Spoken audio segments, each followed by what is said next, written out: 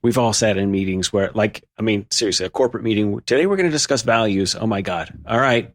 Everybody just dialed out. How can you make that important to them? Why would they care about what the values are? I mean, otherwise, like you're saying, you're gonna post it on the cork board in the break room, and nobody's ever gonna look at it again.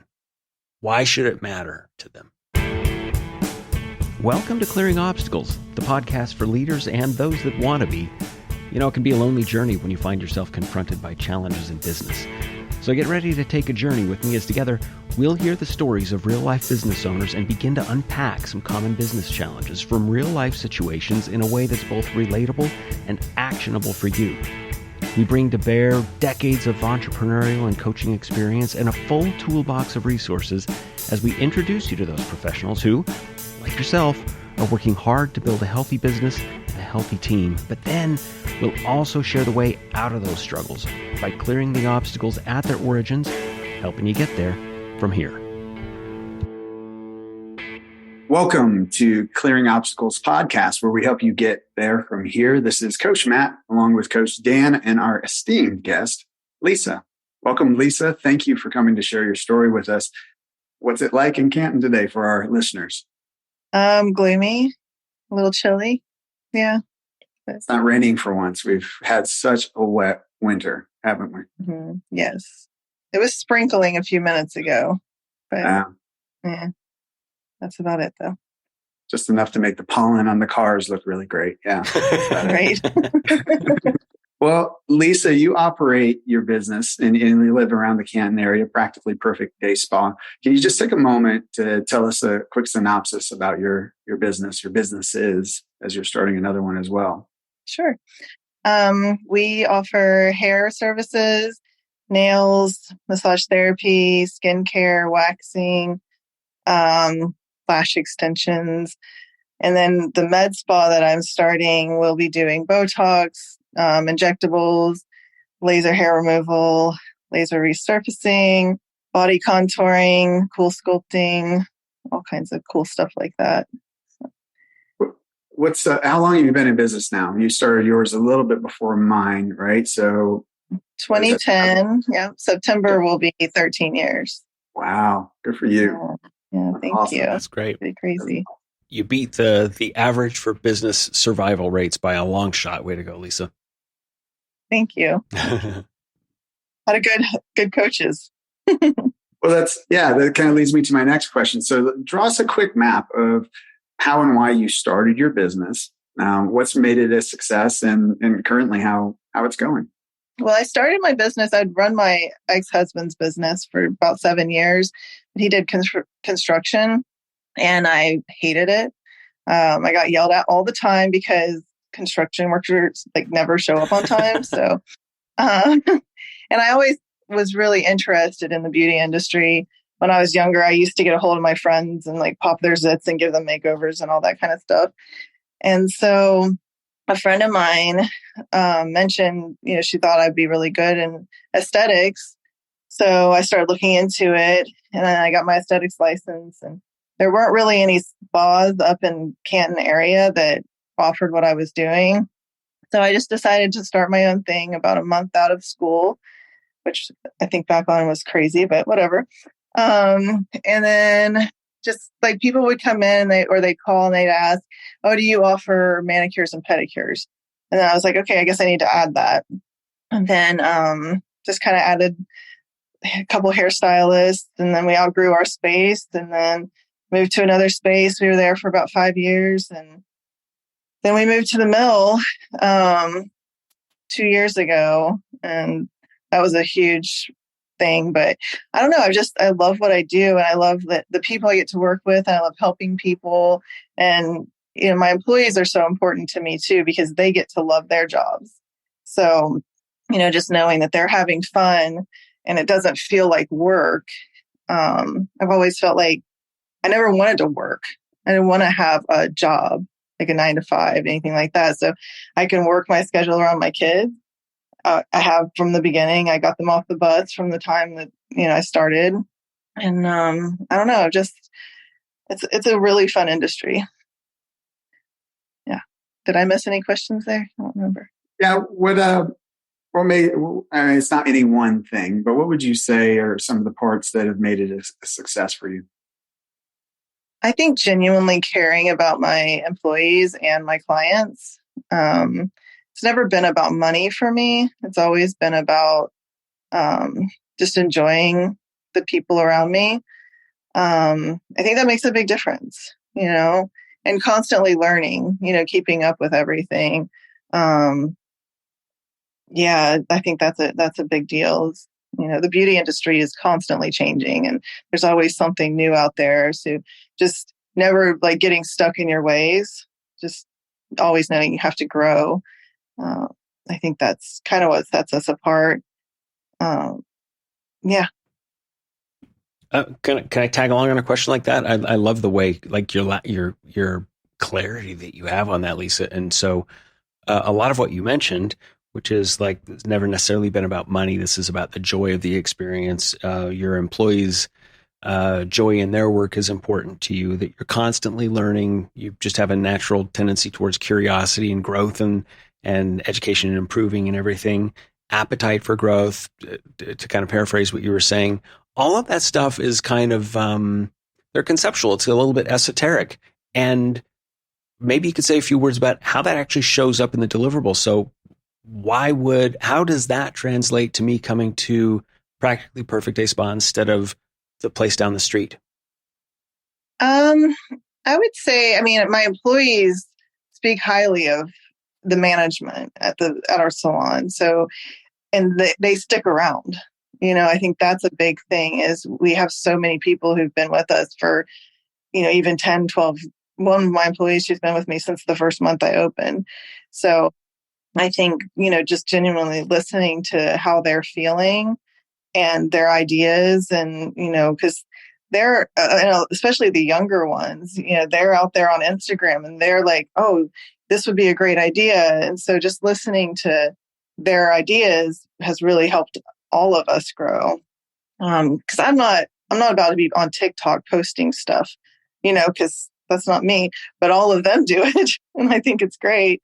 So, just being open-minded, I think makes a big difference. Yeah. I'll paraphrase that as I hear it. You've got a tribe, both with your employees and your customers. And that tribe promotes kind of just naturally, Yes. organically because of that. And that contributes to a vastly different experience than the place down the street. Yeah, for sure. For sure. Yeah, I think I've got 41 or 42 employees now. What? That's awesome. Yeah, it's crazy. Yeah, because with the med spa, I'm just adding more. So it's and doctors and nurses and physician's assistants. That's a whole nother world that I'm learning now. I'm like, I just never been, and you got to have liability, like malpractice insurance, things that you don't have to have in the other. So that's where my obstacles are lying. Was that a natural progression to go to more in this next business that you're starting to launch here? Was it kind of a gap in services that weren't available? How was that a natural extension from what you're currently doing? It seems a lot more involved and, like you said, a lot more responsibility and some logistics that really seem to kind of eclipse what it would be in the first business. Yeah, we would get calls for things like Botox and lasers, things like that. And we've maxed out our place at the mill. So there's not really anywhere else we can add. But the place that I'm opening, it's been a med spa for 7 years. The girl that opened it, she went through a divorce about 2 years ago.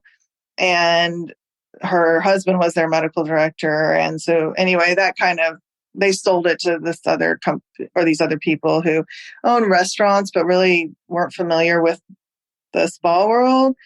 And the owner of the house, or it's a little house on the side of the road, but he knew me. He used to be a client. And so he called and was like, hey, would you be interested in this? They already had all the equipment and like a lot of the staff. So I was just like, I guess I'll take this on. I don't know.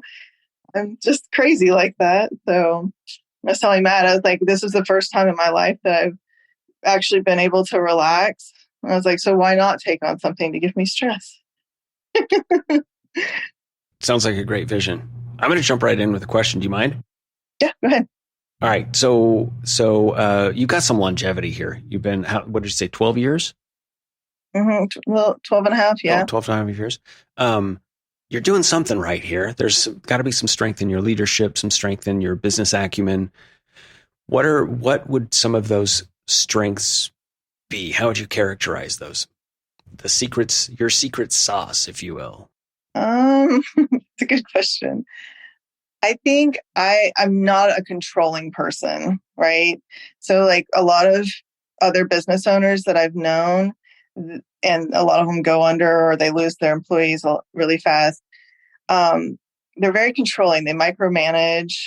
They think they know everything. Whereas I don't feel like that. I feel like I can learn from everybody I meet, and I allow my management, my employees, everybody's involved with a lot of the decision making that we do. And I think that makes a really big difference. And I'm very blessed to have like an amazing business partner. She came on with me 6 years ago, Bridget. She's like, so Matt, one of the things that he said, you have to have an integrator and a visionary, right? And I was the both for forever, but it's really hard to do that alone. So when she came in, I get to be more of the visionary, and I can just have her do a lot of the things that I don't really care to do. And she likes doing them. So just finding what personalities in the business work well doing different things. Because sometimes people come in and they really suck at front desk, right? But they might be an excellent assistant for somebody, and just finding the roles. And yeah, I would say that's probably the biggest thing. Just being a likable boss. Being a likable boss. Yeah. Very relational based. Yes, very much. Matt, has that been your experience of Lisa? You guys have worked together in different capacity over the years, right? Is that your experience of Lisa? Yeah, she does have that X factor with culture, right? And it's so interesting too, because comparatively to, and I don't know this, you actually can probably jump in, Lisa, and tell me I'm completely off base with this, but comparatively to a lot of businesses, you have a flexible kind of management model with things. It seems like, as opposed to some rigidity. And it works for you, and it works for the culture that you have, and it keeps an open and kind of fluid, a little bit of a fluid kind of model with it. But super interesting on that end of it. But yeah, it's palatable when you walk into her offices or in her locations and whatnot. There's an energy to the whole place, and I just keep saying flow. You can just kind of feel a flow of energy throughout the whole place. Not a whole lot of like drama or negativity. It's just like loose and light and fun. And I'm sure there's those pieces. I'm sure you have those kind of challenges. We are very careful to get rid of people quickly if they start causing the drama, because that one seed, and I remember in the beginning, I felt like I was desperate for employees, especially hairstylists, and I think it's because they work together in the same room all the time. Where my massage therapists and estheticians, they have alone time a lot.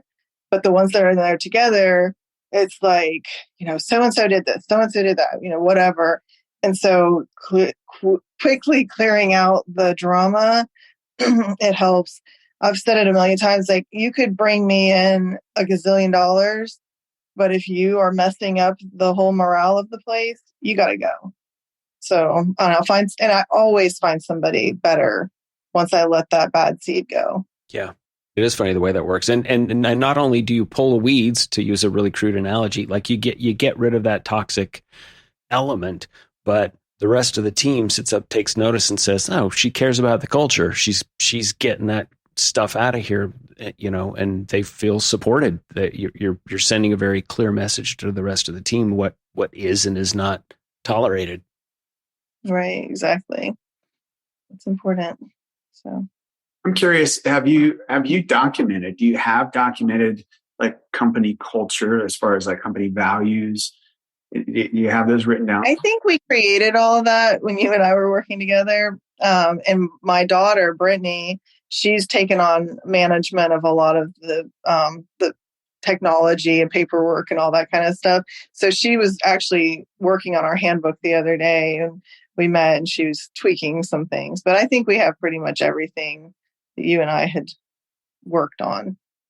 So you're talking about the systems that you have documented and confirming that you do indeed have a pretty well established set of systems. And are those, everybody ascribes different terminology to that. SOPs, standard operating procedures, action plans, process manuals, operations manuals, choose your name, right? Whatever the terminology you use, you have that pretty well documented. So if you just found me so compelling to be an employee there at the spa, what would the learning curve be like for me if I'm coming in pretty beginner's mind?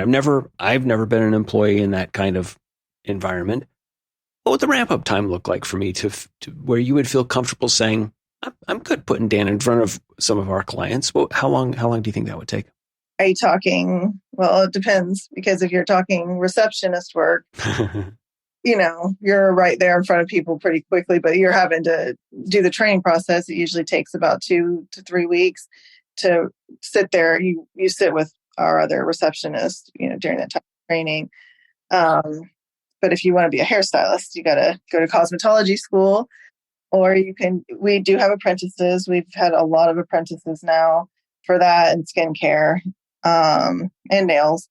That's basically twice the time of the schooling would normally take, but you have hands-on. So you're in the salon learning from somebody every day. And I pay my apprentices to be there because they're doing all the extra work while they're there. So it kind of helps out. But we do have everything listed for what everybody's role is. Again, thanks to that time with Matt. So they know, like, you've got to be cleaning if you're not, assisting at the time. Like, you got to be doing laundry, you got to be sweeping. And yeah, I mean, there's always something to do in that salon. Who makes sure that that's actually happening? It's one thing to have those things documented. Who's verifying that work is getting done the way you want it, and getting done consistently? Well, the people apprenticing them, for one, and then my daughter, Brittany, she's the manager of the salon area. And then we have our apprentice / assistant. She's like the lead. So they go to her with problems, and she helps them with anything that they need as far as getting them to state board. Yeah. And then spa, same thing. We've got a spa lead. And so she keeps up with all the ordering, complaints, whatever. Usually it doesn't make it to me unless it's pretty bad now. But Bridget, my partner, she's been the office manager for all these years. So it usually gets to her, and then it comes to me. So problems that she can't address. It sounds like you've got a lot of structure, right? In the sense of like organizational chart, just for like the listeners, because you do have some tenure, right? And it sounds like your business is doing well, and you've got the job descriptions and so on and so forth laid out right there. Just walk through just real quick the organizational chart and how it's kind of manifested over time for you. Do you operate with one currently? And then how did you get to the place where you are now? Just a quick synopsis, if you don't mind. Sure, yeah.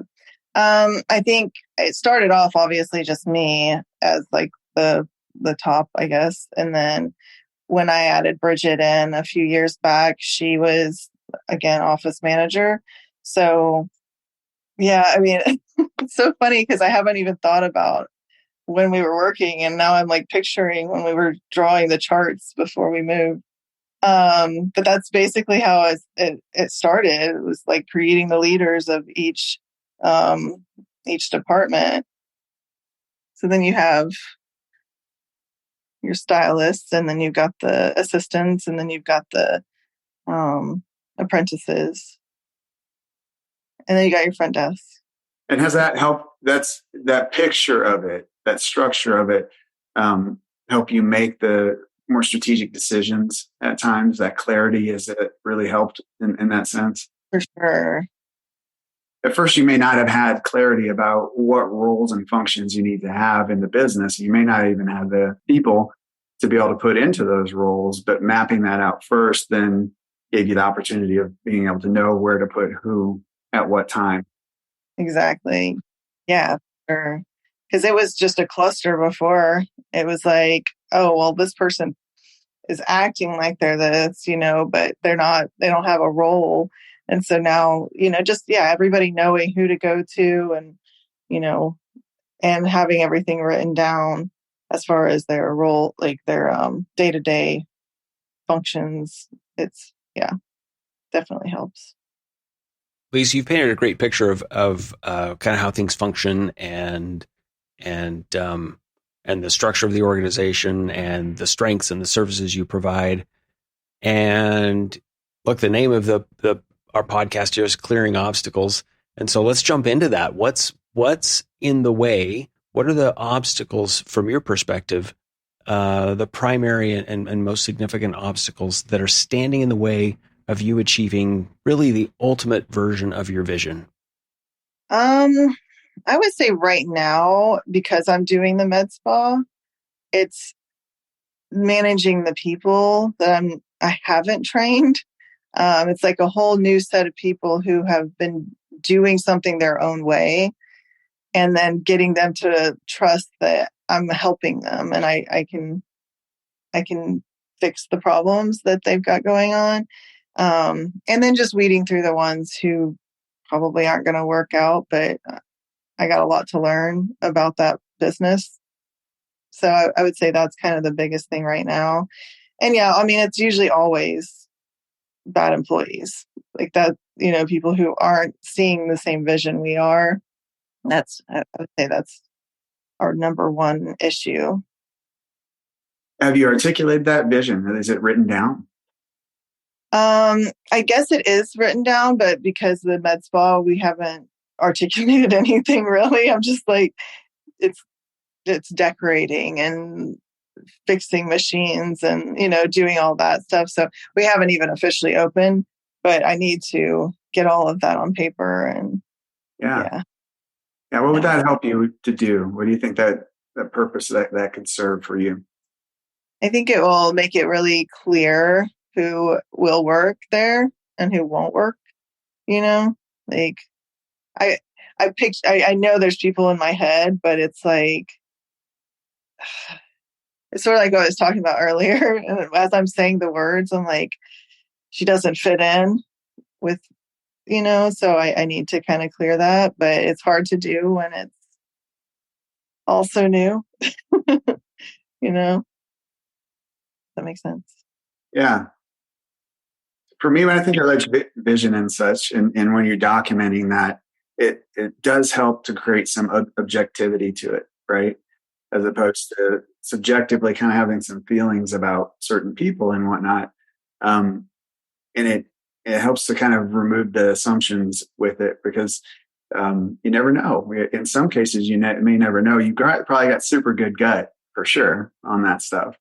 But sometimes with a well-articulated vision on this, when you present it to somebody, that could be almost the reason for them to jump on board sometimes. Or off. Or off. One of the two. Do you feel like you have that vision and those values clarified for yourself? I get it that, you can't communicate it to the team that's currently there or the team that you're in the process of recruiting. But do you feel like in your head or your heart, even if it's not written down, you know what that looks like, feels like, what that represents? I want people to be kind. I want people to feel at ease around everyone that works in our place. Your attitude and the way you present yourself is a big deal. I think those are great. That's a great foundation for a very clear set of values. Do you have that already for the Practically Perfect, and it's just not implemented yet in the med spa side? I would say yes. I'm pretty sure it's in all the things that we designed a while back. So I think I'll just have to take that and copy a lot of it over to the new space. Having that vision clear for you is obviously the vision and values. By the way, I'm gonna conflate those two for the sake of this point and a point slash some questions for you. The vision and the values lay this foundation, these expectations that you have. And in my experience, maybe you heard me say this before, Matt. In my experience, one of the biggest obstacles that gets in the way of business owners achieving their vision is the stuff that they've kept in their head, even if it's crystal clear. Maybe they've even written it down in a document. Maybe it's just in their head and their heart, and they kind of conceptually know what it is. But having that excessively clear and then making the assumption that everybody else is just going to kind of get it, right? They'll understand. They'll just kind of absorb that through osmosis just by hanging out and being part of the culture, that they're somehow going to kind of absorb what those things are. And assumptions will show up in all kinds of nefarious little ways within a business. That's one of the most, I think, predominant places that it could show up, is the assumptions that we make that what we have as a vision for our company and the values that we have for the company, that everybody else will just be on board, even though we haven't taken the time, the effort, and the formal process of introducing and articulating that to them. So those assumptions that can really get in the way. So that's just the first basis right there. It's got to be clear for you. You've then got to be able to clarify it to your people. And then I think a really effective way, especially given the level of deep care that you obviously have for your employees and their experience, there's a way of using those as the basis for that feedback, for those corrective actions, those corrective conversations that we have to have with our employees sometimes. Let's take the too loud thing, for example, right? Hey, your voice is too loud. You could go in and correct somebody on that. You could say, hey, your voice really carries room to room. We've got a certain aesthetic that we want to keep here, and I need you to keep it quieter. That's a specific way of addressing that. But when you can tie it to the values that you have for the business, it can sort of put a little distance between your feedback and their ego, because we all have that. It can feel a little less personal, less of a personal attack on, my God, you're loud, to, hey, one of the things that's really important around here is a certain aesthetic. And something that I've noticed pretty consistently with you is that your voice kind of tends to carry room to room, and it's really impeding on our ability to have that kind of environment here. You're making it less about them and more about adherence to a certain way of doing things here. Our values are this, and I'm not seeing you representing those values in a particular way. Instead of, my God, you're loud. They're gonna land very differently with somebody. And so there are a million reasons why having the values and the vision perfectly clearly articulated, why it's so important.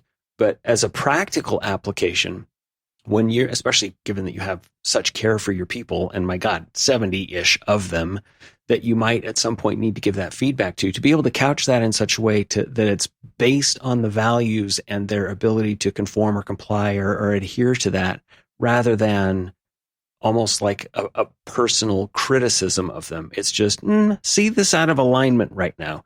It's almost bubble wrapping that in a way that lets them absorb that information differently. And your chances of, one, them hearing it and hearing it in the right way, and two, heck, maybe even just retaining them. If they took that too personally, they might be like, God, Lisa's kind of a troll to work for. She just like personally attacked me and called me up, whatever. Instead, it could be more about an ability for them to reflect on how they are or are not aligning with the culture that you've identified. Does that make sense?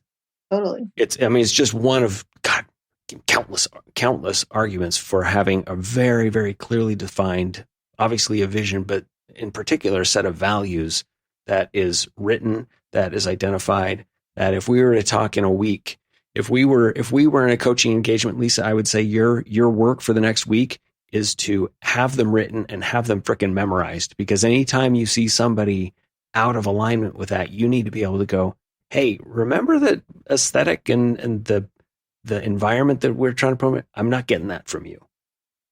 right? Right. And now it's in your pocket. It's ready to launch into it any time, rather than having this visceral response to go, my God, will you just quiet down? Because, and it just lands differently. For sure. I wouldn't even know how to approach that right now. So, that makes sense. It's a tool. It's just a good tactic, and it doesn't come naturally either. What also shows up for me when I think of values, I know we're really just kind of drilling in on this one piece with you right here, but what shows up is scalability. Culture has a tendency to start losing itself after the first points of contact from the owner, right? Because it doesn't make its way down further. And a written set of values allows everyone to have those understandings of expectations through every bit of the hierarchy within the business right there, right? Then it means more freedom for those top level people. It allows the people that are there to be able to seamlessly move the culture, right? Without the need of you to be there. And you already said that much of this doesn't really land on you as it is, but it lands a little more on Bridget. And you go from this location to another location, and now she's beyond her ability to be able to maintain that culture. But even every step down from the owner, right? You lose just a little bit of that culture piece, that management of the culture piece. And if you have a huge tier, I mean, you've got 40 some employees right here, for Christ's sake. That's a lot of people, right? You add 2 or 3 more spas. I don't know if that's your goal or whatever it may be. Wow. We're looking at 100 and some people. How do you keep your presence, that culture, and that continuity throughout your company? Well, again, kind of to get back to Dan's point, it's making sure that those are written down and managed throughout every tier and echelon within the business. That's how you can spread it through. And I've seen that in various businesses where there's somewhere around this middle management area where it gets lost, right? You got your direct reports from the owner, and that's solid. The next tier down, it's just a little bit less, and then even after diluted. then it's a mess. And where the biggest problems end up coming from are in that middle to bottom-ish area, right? It's just not getting down there. That culture is not bleeding all the way through. Because you made that assumption. Everybody else probably gets it. I mean, you're the leader. You hired them. They're in the culture. Like we tend to absorb some of that, but probably not with the precision that you would intend. Matt, I think it's brilliant. It's scalable because it's that acutely and precisely defined, and then there's no room for question on it. And then somebody can have a clear understanding of that thing they might need to work on personally, so that they show up in the professional context in a way that's more aligned. That scalability, man, you nailed it, Matt. I'm going to bring this back in a little bit to be as precise as we can with the obstacles that you defined at the outset. And it was kind of broadly defined, and maybe that's just the starting point is it's the employees, if I recall, right? That like the biggest obstacle in your way to fully achieving that vision, once it's clearly articulated and communicated to your team, the clearest or the most significant obstacles are the people and the consistency of how they show up and how they do their work and all of that. Is that right? I want to make sure that that's really clearly understood and defined. Mm-hmm. Yeah, very much so. I mean, just making sure that they're doing things in a clean way. I mean, you're stabbing needles into people's faces. It needs to be very, very clean. That sounds so appealing. Right? You're selling me. Yeah. I mean, it's an invasive. The price of beauty. It's a practice that you have to be very clean. And so going in there and seeing that they weren't being very clean, and so now having to make sure and I don't want to micromanage, obviously, but just make sure the right people are in there doing the right thing. And which I'm creating our values and all of that. I'm sure that will make a big difference because they'll understand we're not the same. I don't know if this is the vein I don't want to interrupt your vein there, Dan, but I'm curious because of this different type of service right here. You say micromanage quite a bit. and you bring that up. And I don't want to say that's micromanagement, but it sounds like the potential is that you might have to in some ways for liability reasons, and a little bit more to be a little bit more tight on that to be able to offset the concerns about some potential lawsuits and injury and so on and so forth, right? Yeah, I mean, there's going to have to be a lot more. I mean, in our industry in general, there's a lot of things, I mean, even in the spa, we're using microblading, which is a surgical scalpel to shave the face. Like, there's a lot of things that we have to be very clean about. And so I'm used to that in a way, but everybody that works for me is so well trained at this point that I don't worry what they're doing. But going into a new business, like having to retrain them is basically what I'm dealing with. We're in a great topic, and if we spent the rest of the conversation talking about this term micromanagement, I would feel like I would feel whole.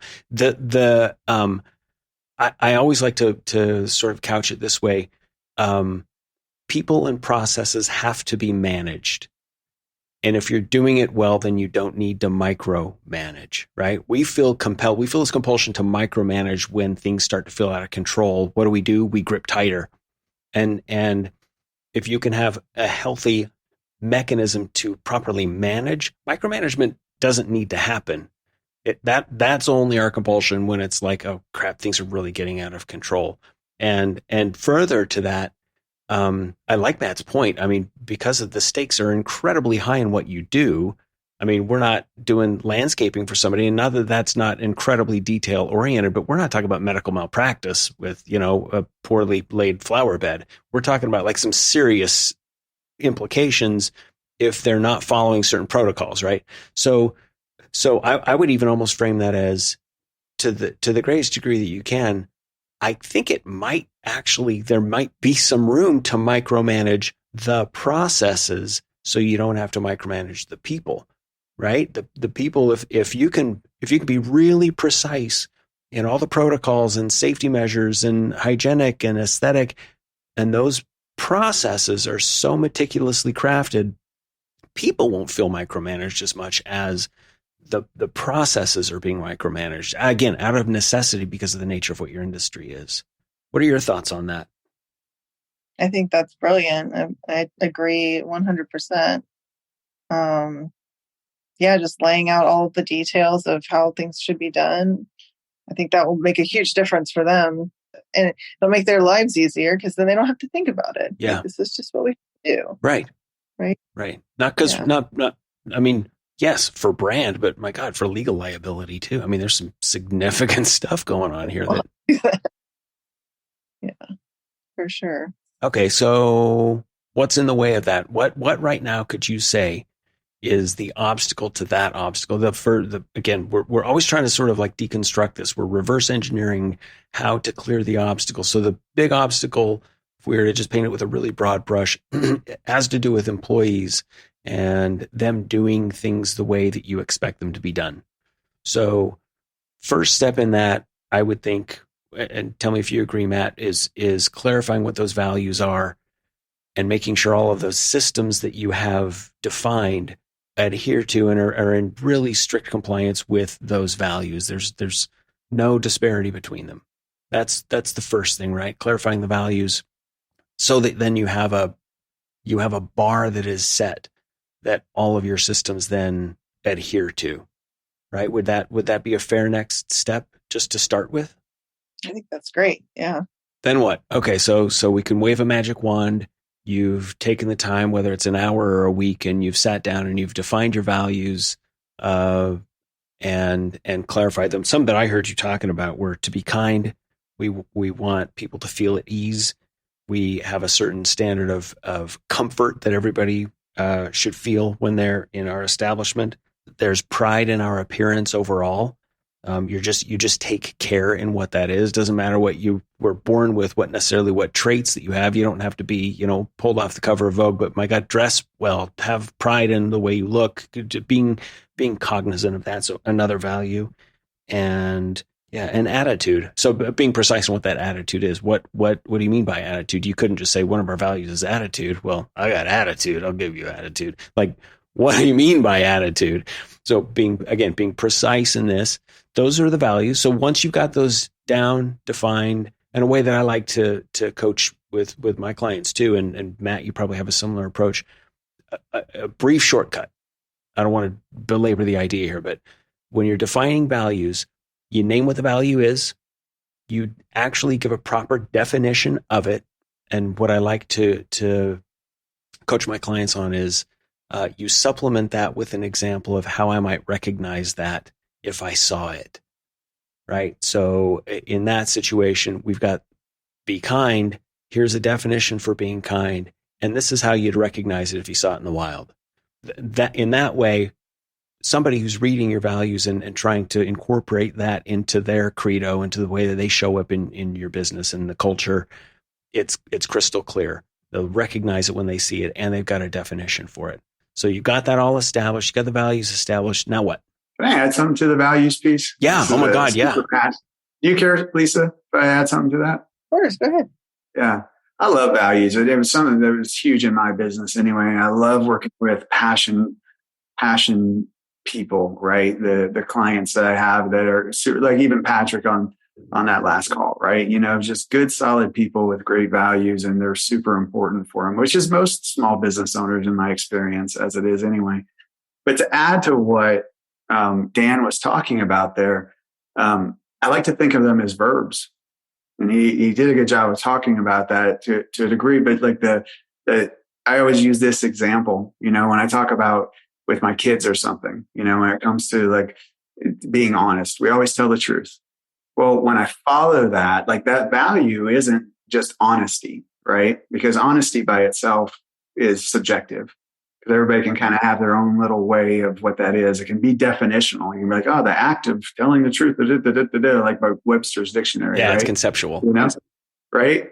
Whereas when you put it into a behavior and action, which is what as a parent, you've done this too. We all do. We all can identify with this. You now then tell them the way to act, right? So like in my example of we don't lie. We always tell the truth. That's actually the value. But then I say, hey, in a situation where you feel like you have to, where you're scared, or what do I say? I always say, I'd rather you tell me the truth and kind of fear getting in trouble with it than me not trust you about it and tell me a lie instead, right? That's an action. I'm telling them like how to behave, like, wow, this is going to happen. I'm painting the picture of what you should do, right?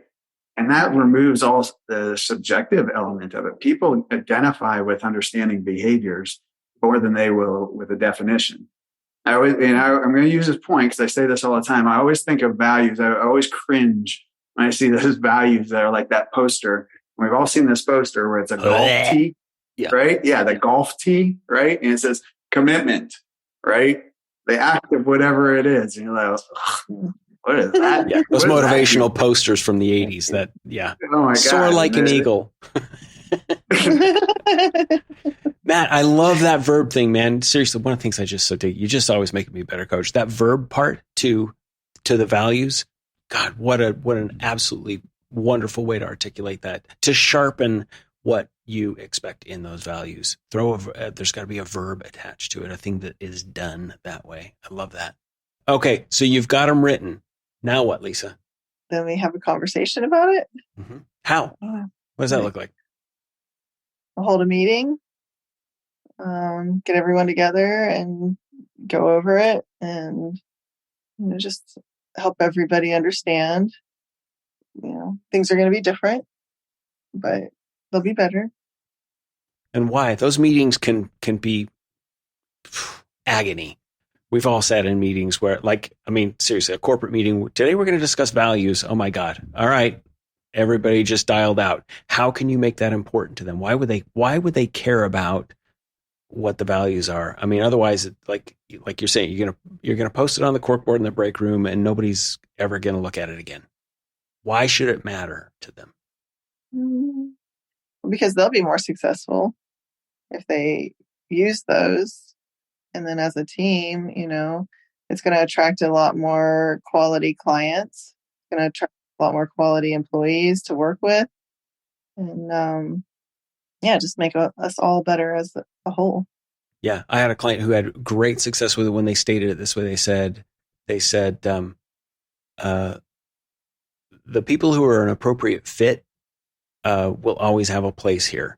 Those that aren't, they won't. And just by making sure that there is accountability to all those people who are your tribe, who see it the same way, they're just like standing on the sidelines, just cheering. They're just loving that kind of leadership because they know you've got their back, right? And to state that in no uncertain terms, just like that in that kind of a meeting, to say, I'm not doing this so that I'm going to be like looking over your shoulder all the time. I'm stating all of these so nobody has any ambiguity about what's expected, because those that can't get on board with this, I may love you, but there's not going to be room for you here. And everybody that is on board's just like standing there cheering because they know you've got their back.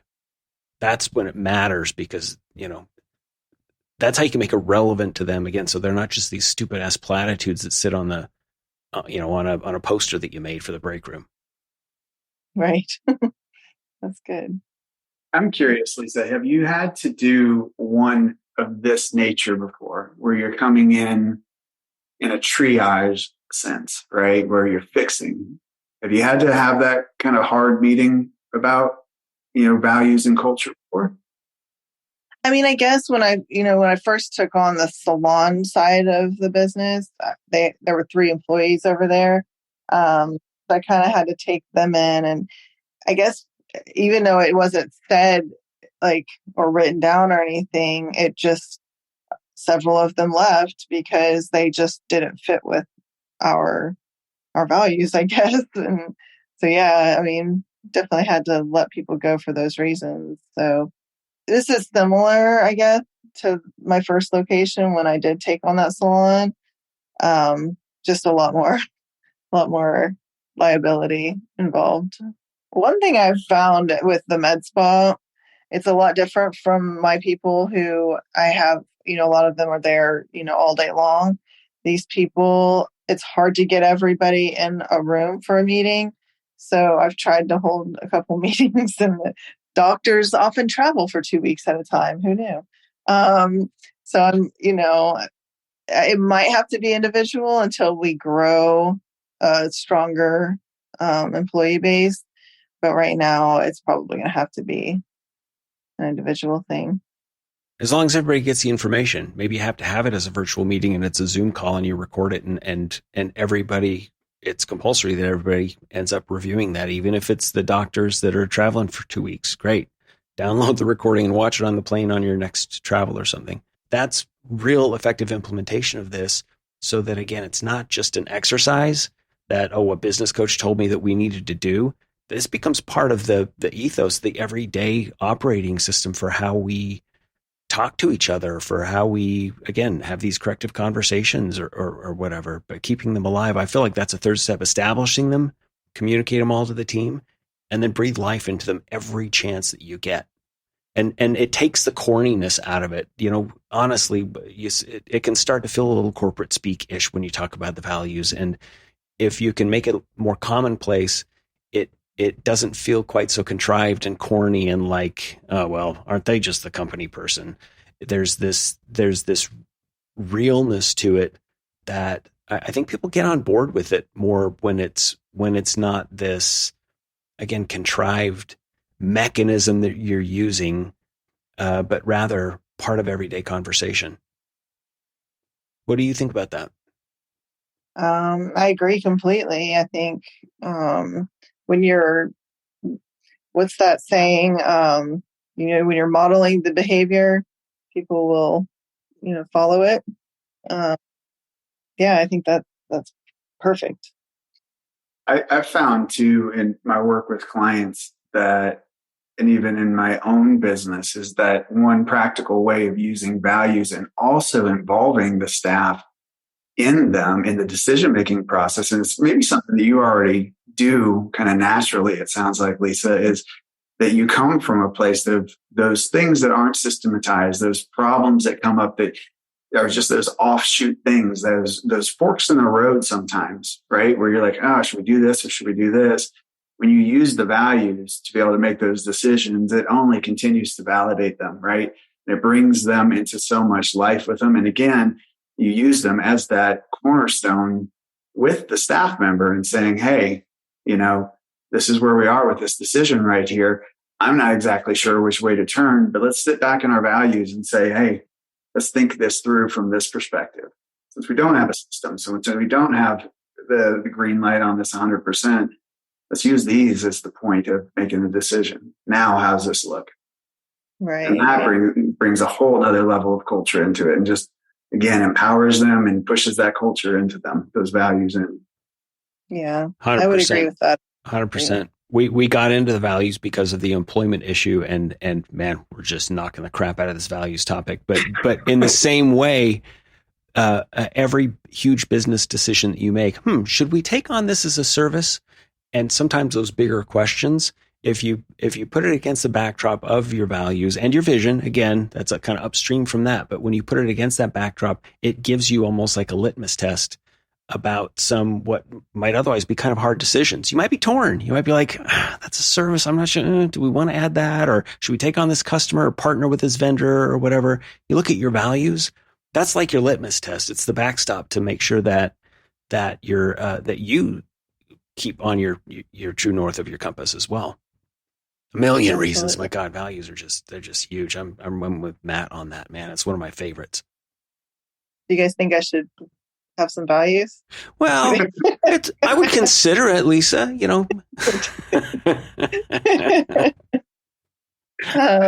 I will get on that for sure. I think that's really... Okay, so what if we circle back to the very beginning? It's all about employees. I don't want to overwork this here, but that's really where it started out. Is that seems to be the biggest obstacle, at least in your mind, in this hour that we have available to us to talk about this today. Employees, getting them to do the work that needs to be done in the way that you need it done, consistently and in a scalable way. That hopefully we've addressed some of those mechanisms. Is there anything that we didn't talk about or poke holes in this? Honestly, Lisa, if we've been having this conversation, you're like, yeah, you guys are giving really good conceptual stuff here, but that's not the real world. That's not the way that I see it. Poke holes in this. Where are any objections that you might have, if any? I don't really have any objections. I think you've got it. I think that's exactly what it is. And I think this will help a ton, just creating all of that for this new place. I mean, because it really made such a difference when Matt and I worked together before COVID. Like, that was huge. I know my place would not be functioning the way it is today if we hadn't done that. So just knowing that, like, I can do that again. And yeah, I think it's going to be super helpful. Matt, what else do you have to add? Anything else that we've left off the table today as far as you can see it? I think we need to talk about values a little bit.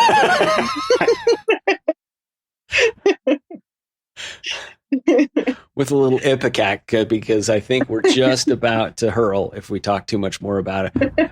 Clearly, I guess for me, what shows up, and this is always in the context, and I think it is the same for you, Dan, is that I was just kind of been bugged about this the whole time, but it was a positive that you put into this, and you kind of laughed it through a little bit, Lisa, which is like, oh, everything was just perfect and fine. And I just took this on to add more stress, how are you protecting yourself with the knowledge that you have in the business to be able to make sure that you're getting enough life out of this, and it's not going to be a thing that does drain you and bring you into a place of overwhelm and such, right?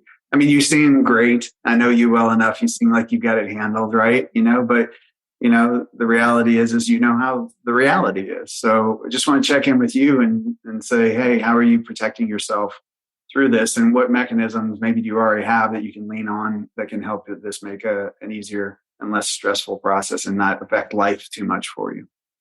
Yeah, I think because I do tend to want to take on everything, right, on myself. But one of the things I've learned over the years is to delegate. And thank God I have so many people who want to help me and who believe in me now because they've seen what we've already accomplished. It's, I think, just doing that. And there are times where I'm like, I guess I could hang that light myself because I'm pretty handy. But my boyfriend is there, and I'm like, you know what? He doesn't know how to do it yet, but he can learn. And so now he's learning how to do construction work, but because I can accomplish so many other things if he does that. So that's been super helpful, just delegating to people and having the good people around who have no problems helping me. That's a big deal. Yeah. Excellent. Yeah. Excellent. This is a great question, Matt. An important one. It was. And I probably should get a massage. Oh, that for sure. I know a good spa. I know, right? Perfect. For the sake of making sure we have an end time before our listeners' batteries run out on their iPhones, let's maybe find a good spot to wrap it up here. And I would love to consider having you back on again after you've made some of this progress, Lisa, with the med spa and see how that's going with you and how a lot of this stuff is translated. Is that something you might be interested in too? Absolutely. Yeah. We're planning on opening like the first week of April. So, and having our grand opening April 22nd. So yeah, we can hopefully reach out after that, and we'll see if I have any more gray hairs. That's some luckily I own a salon. Fortunately, yes. Again, there's a nice, while you're getting your massage, they could be letting the color set. I know for me, I'd love to just thank you so much, Lisa, for your willingness to spend some of your valuable, very precious time that you have right now, especially with all that you've got going on, and taking an opportunity to share some of your own obstacles, some of the ways that you're addressing them, and hopefully discovering a few things that will benefit other listeners who we know from plenty of experience. Others are having similar, if not identical, situations going on in their own businesses. And so thank you for that. It's generosity for sure. And that's definitely something that could be added to your values list all over again. So thank you again for that and for your time. Matt, what else do you need to add, man? Nothing. I'm just pleased to always interact with you, Lisa, and I'd love to see your growth. We grew our businesses together at one point, and just super excited for your future. So thank you so much for coming on the podcast and taking the time. Thank you. I appreciate you guys having me. It was nice talking. Likewise. Thanks again. We hope you've gotten the value you were looking for on today's episode. And if you want more like this, please subscribe to the Clearing Obstacles podcast on your favorite listening platform. You can go to clearingobstacles.com for more information, and there you'll find links to other episodes, as well as how you can get in touch with us to set up your own customized coaching experience on a regular basis to clear your own obstacles. Your business should serve your life. So let us help you get there from here, because nobody should do this on their own. We also want to thank you for listening and gratefully acknowledge everyone who helped make this podcast possible. And a special thanks to our Supreme Assistant and Navigator, Noah Wertheiser, to Arctic E for the brilliant musical themes of Clearing Obstacles, and to the team at Hivecast for your amazing work and legendary patience.